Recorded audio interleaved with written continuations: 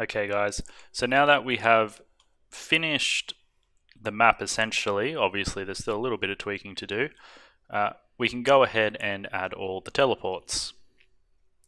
So let's open up our Bhop template, file open Bhop template, and we'll have to grab the spawn and all the tellies, all the triggers, and let's not forget the filter. I think we already brought the filter over. Control C, come back to our main map, Control V.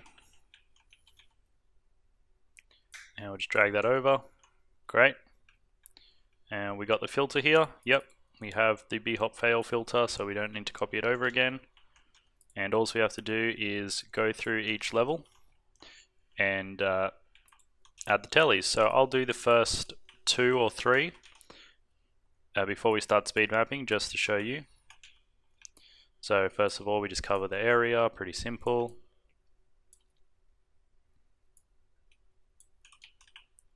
No, don't need that one. Select these 2, turn them into 1, yep. Now they're one entity. We grab the smaller block. Now, basically what we can do with this is we can drag it over and copy it to each block. What we can also do is just grab one, for instance, and drag it over the entire play area. Like that, and then copy. And essentially that's going to do the same thing.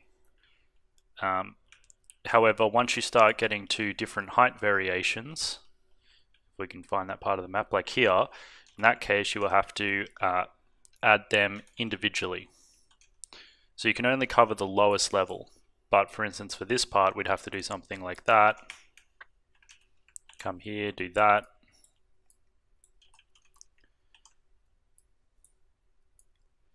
But for the lowest level, we could just cover the whole area.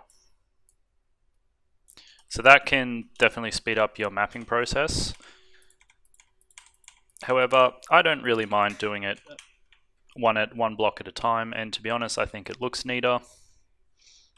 And I mean, we're making maps, so whatever you find works for you, whichever method you prefer, just go ahead with that. So I'll just quickly finish doing this, and I'll show you the next one, and then I'll speed map the rest of the tellies. Let's go through here, hold down shift, copy everything. Okay, so moving on to the next level. We just drag the telly location over, bring him a reasonable distance away from the edge, rename him to 002, and you can see what happens when this is 001. It shows up as a bold text. That means you have more than one entity with the same name in the map, which is never a good idea, because then it may be, 2 different entities are being referenced when you only want to reference one. This was actually kind of silly of me, because now I have to copy over this block here. However, I've attached it. It's alright, I can use the Shift X tool just to cut it up and delete that other section, and I can drag it out. So I might join them at the very end in that case, and then of course I have to change the remote destination to 002. Then I will copy over one of these tellies, and before I continue copying it, I will change the destination to 002. So that's all we're going to do. Just drop a teleport destination at the beginning of the level, increment the number by 1, add the basic telly and the multi-hop telly, and change the remote destinations to the new destination, and we'll just go through the whole map doing that.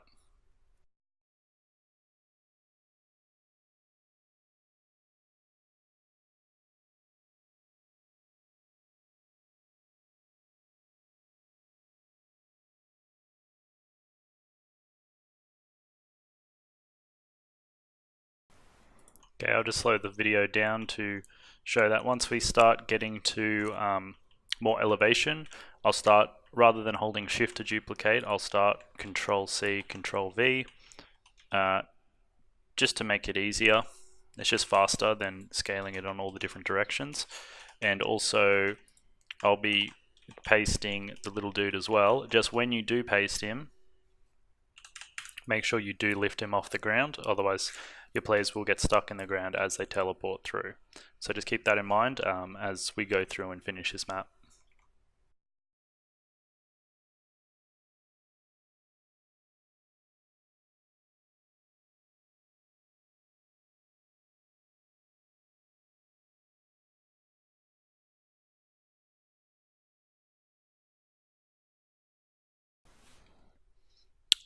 I'll also just pause it here to say you need to take some considerations when looking at elevations, because if a player is coming over this lip, you don't want them to hit the teleporter too early. So if the teleporter's out here and it's a bit taller, like say it was like that, if they boost up, they can clip the teleport but feel like they were going to be safe, and vice versa as well. If they're coming down, you don't want them to clip the teleport when they feel they should just be, they've essentially made it. So also, we can do that in several ways. We can just push it back a little bit so nobody's really going to cheat there, or we can just make the teleporter a lot thinner, so maybe 8 units thick in those areas, just so that it minimizes the chance they'll clip that.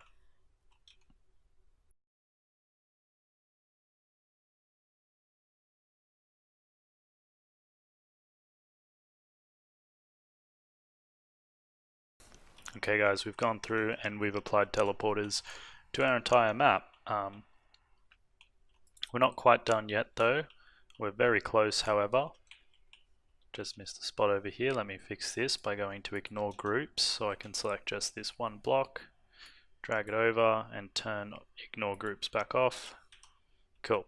So Hammer has a maximum number of entities that it can run with, and each one of these trigger multiples counts as an entity, and each one of these trigger teleports counts as an entity.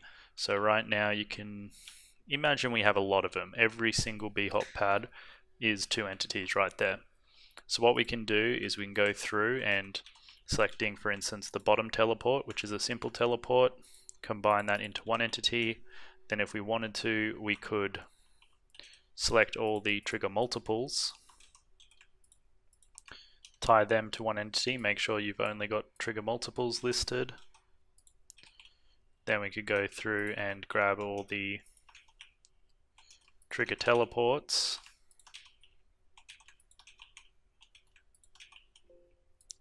file, getting some weird error messages. Okay, Control T, make sure you only see teleports there. Okay, now we've only got one trigger multiple on top, that counts as one entity. One trigger teleport down the bottom counts as one entity, and just that one there. And then of course if you wanted to, you could also just do the drag method, so you could just use one whole brush covering the entire section like so, and that's a way to reduce your entity count. Alright, the only thing we have to do now is test our map and ensure it compiles. Let's hit F9, cross your fingers, and let's just hope this all works out well.